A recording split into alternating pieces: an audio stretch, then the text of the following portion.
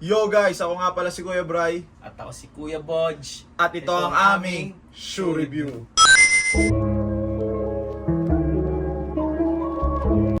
At ang i-review namin ngayon ay ang Jamorant 3.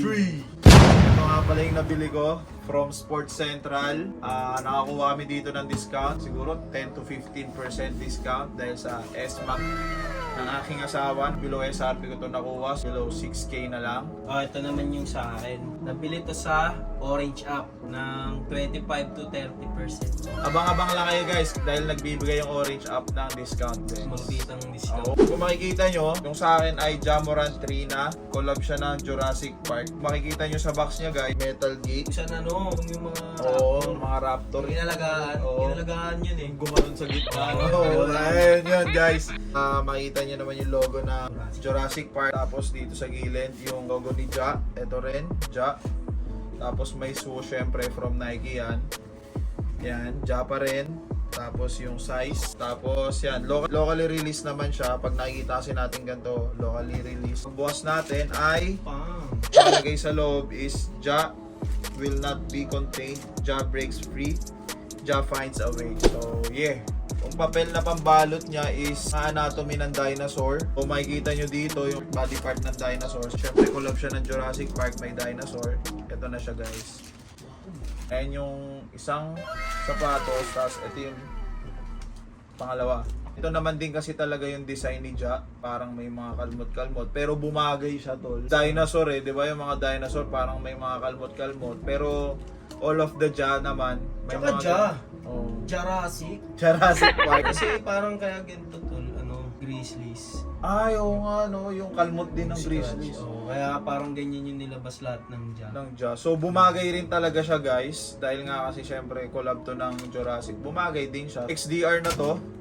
Detail niya guys, yung swoosh niya, parang blood, lampas-lampas pa nga siya. Kung hindi naman to fake guys, detail lang talaga niya, yung parang lampas-lampas. Tapos yung insole niya guys, logo ni Ja, tapos yung logo ng Jurassic Park. Yung ilalim niya guys, number 12 pa rin, 1 and 2. Tapos nakalagay dito sa ilalim, a happy Ja is a scary Ja. So, nakakatakot. Sa tank part niya naman, Parang balat ng dinosaur. parang balat ng dinosaur. Tapos nakalagay dito pa rin yung logo ng Jurassic Park. Logo naman ni Ja. Dito, yan, kompleto. Ja. Siyempre yung number ni Ja, 12. Pero wala siyang extra lace. Ayun nga guys, naka Zoom X na to. Kaya pala ako bumili ng Ja 3 dahil nagamit ko yung Ja 2 ng kapatid ko. Okay siya sa paa. Parang Kobe. Oo, so sabi ng kapatid ko, tol, kung nagandahan ka sa performance nung Ja 2, baka mas magandahan ka sa performance nung Ja 3. Mas in-improve siya, kaya naka-zoom X na siya. So, hindi ko pa siya natatry. Ja, tapos yung swoosh. Yan. Ayan siya. So, ito pa. Nakalimutan ko na. Yung freebie niya guys, keychain siya. Ito yung parang mga fossils sa Jurassic Park. Yung freebie niya. Logo ni Ja.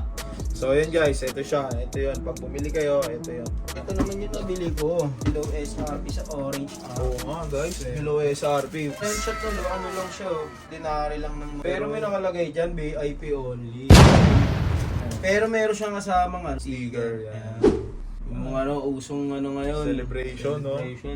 Ginagawa rin ni Bronson Bronson. is Champion champion. pala. Congrats. Paring Bronson ha.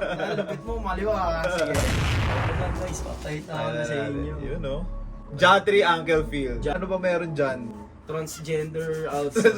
Ay, translucent pala. Translucent. Translucent outsole. Translucent. Para siyang no? Glow in the dark. Parang Glow in the glow in the dark. dark siya. Pero nakita ko sa TikTok, may glow in the dark, pero Parang hindi. parang hindi eh. Ito, rin. Zoom X. Siyempre, Ja 3, Zoom X talaga. Tapos ito, iba.